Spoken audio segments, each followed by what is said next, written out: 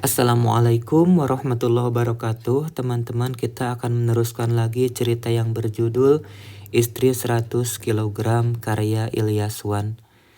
Sekarang kita akan memasuki part ke-45. Dengan cepat aku menepis tangannya dan menyapunya pelan. Sengaja aku memancing perihal anaknya, seolah saja aku sok tahu tentang anaknya. Padahal aku sama sekali tidak tahu tentang anaknya itu. Aku tersenyum puas melihat wajahnya yang memerah. Akhirnya kamu kembali lagi ke asal. Inilah sebenarnya tempatmu, pengkhianat. Ketusku menatapnya nyalang. Tapi aku menang, Ayu. Adamu sekarang milikku, desisnya sambil menyeringai. Maksudmu laki-laki bekas suamiku?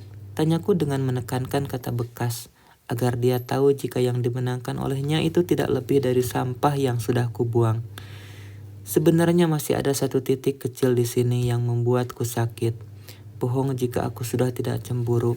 Bohong jika aku bilang tidak sakit hati. Pikiranku bertanya, berarti selama ini Mas Adam kembali lagi bersama Claudia? Apakah yang membebaskan Claudia dari penjara adalah Mas Adam? Tapi bagaimana bisa?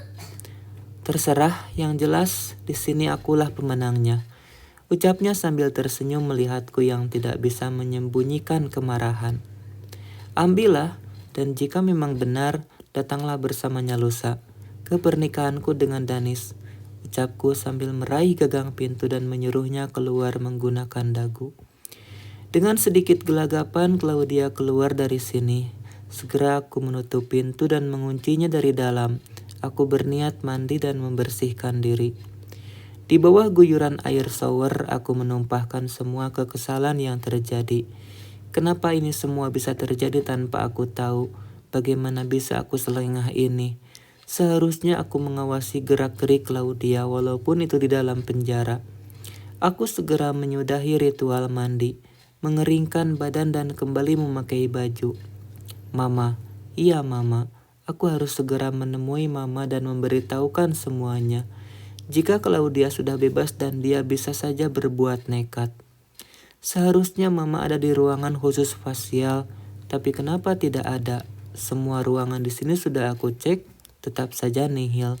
Apa jangan-jangan Mama di kamar mandi ya? Maaf Mbak, tadi Mama saya kemana ya? Tanyaku pada karyawan yang biasa menangani Mama. Oh ada Mbak, tadi pamit ke kamar mandi katanya, jawabnya ramah. Gitu, makasih, ucapku sambil tersenyum kemudian berjalan ke arah kamar mandi. Tidak sabar rasanya memberitahu Mama kalau Claudia sudah bebas. Kamu jalankan saja semuanya sesuai instruksi saya. Ingat, kamu bisa kehilangan anakmu jika berani macam-macam. Dek, itu suara Mama. Aku baru saja berada di depan pintu kamar mandi. Belum sempat aku mengetuk pintu, suara Mama sudah membuatku beku. Tidak ada jawaban apa-apa setelah itu. Apa mungkin Mama bicara di telepon tapi sama siapa? Ah, aku pusing sama semua ini. Seolah banyak sekali rahasia yang aku tidak tahu tentang mereka. Ingat, kamu bisa saja masuk lagi ke dalam penjara jika berani buka suara. Kembali suara Mama terdengar mengancam seseorang. Aku segera berjalan mundur ke belakang saat mendengar suara sepatu Mama akan membuka pintu. Aku memilih bersembunyi di balik tembok pembatas. Mama keluar sendirian dari dalam toilet, berarti tadi Mama bicara melalui telepon. Setelah Mama berlalu masuk lagi ke dalam ranah salon, aku segera berjalan mengikuti langkah Mama. Klek, langkah kakiku terhenti ketika ada terdengar suara pintu dibuka lalu ditutup. Aku segera menoleh ke belakang dan menemukan Claudia keluar dari dalam toilet. Toilet yang sama dengan Mama masuki tadi. Jantungku seolah berpacu dengan waktu. Dugaanku benar, tadi Mama bicara dengan Claudia. Berarti yang membebaskan Claudia adalah Mama. Tapi kenapa? Sayang, kamu lapar nggak? Kita makan siang dulu ya, ajak Mama saat kami sudah di dalam mobil. Aku nggak lapar, Mak, jawabku acuh. Ingatanku masih terngiang-ngiang tentang pembicaraan Mama dengan Claudia tadi. Tumben, goda Mama yang sama sekali tidak terdengar lucu. Ingin rasanya aku menanyakan semua yang mengganjal karena aku benci rasa penasaranku ini.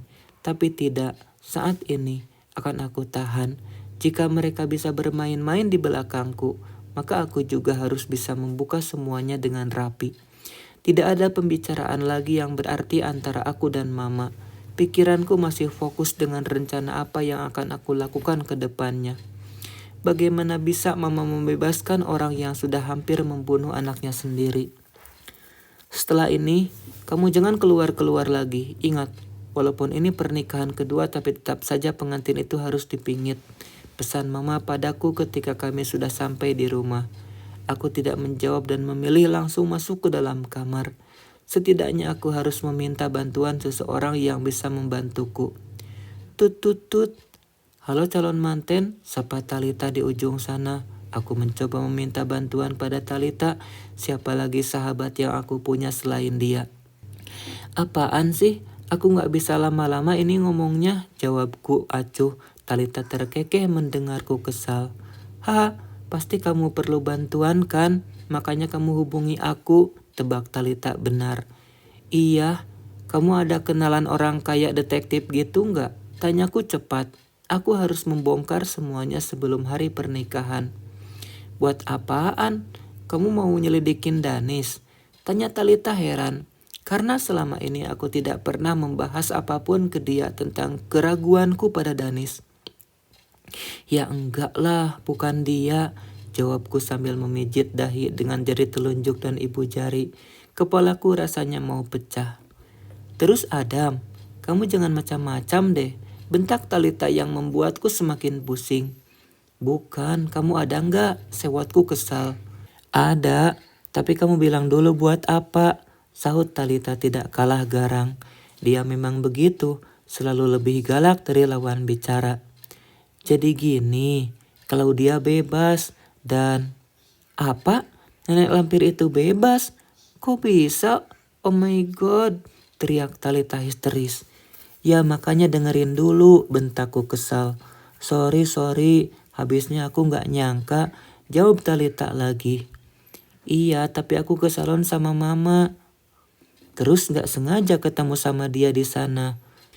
Iya, tadi aku ke salon sama Mama. Terus gak sengaja ketemu sama dia di sana. Dia jadi karyawan salon. Nah, ketika aku tanya kenapa dia bisa bebas gak dijawab. Tapi nih ya, pas aku mau kasih tahu sama Mama perihal ini, gak sengaja aku dengar Mama bicara sama dia di dalam toilet. Mama kayak ngancam dia gitu, jelasku panjang lebar. Gak mungkin tante ngebebasin dia, aku kok ragu ya, ucap Talita setelah aku menjelaskan semua yang aku dengar tadi saat Mama bicara dengan Claudia. Aku juga gak nyangka, makanya aku minta bantuan kamu. Gak mungkin aku selidiki semuanya sendiri. Aku sekarang malah gak dikasih keluar lagi sampai hari H, sambungku lagi. Kalau memang benar tante yang ngebebasin Claudia, pasti ada rencana lain yang kita gak tahu. Ucap Talita lagi membuat asumsi. Pikiran kita sama, makanya ada gak detektif yang bisa bantuin aku? Tanya lagi. Ada, nih bentar lagi aku kirim nomornya. Kamu bilang aja temanku, nanti aku kasih tahu dia juga. Jawab Talita. Thank you babe. Oh dah ya, aku ada kerjaan nih. Pamit Talita kemudian mematikan sambungan telepon. Tidak lama kemudian terdengar suara dering, tanda pesan masuk. Aku segera mengecek pesan tersebut dari Talita. Arjun Sodik 081234567890. Aku terpaku melihat kontak yang dikirim oleh Talita. Apakah harus aku selidiki semuanya sekarang? Apa sebaiknya aku selidiki semuanya setelah menikah dengan Danis? Teringat kata-kata Talita tadi, mungkin saja ini salah satu cobaan yang terjadi sebelum menikah. Tapi tidak bisa kupungkiri jika rasa penasaran ini sangat mengganggu. Jangan sampai aku salah langkah, karena pernikahan ini adalah hal yang sakral.